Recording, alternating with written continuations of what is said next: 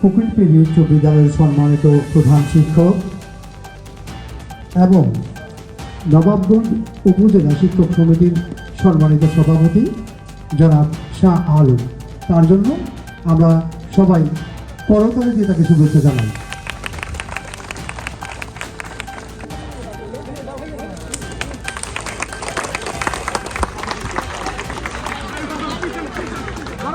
সবাই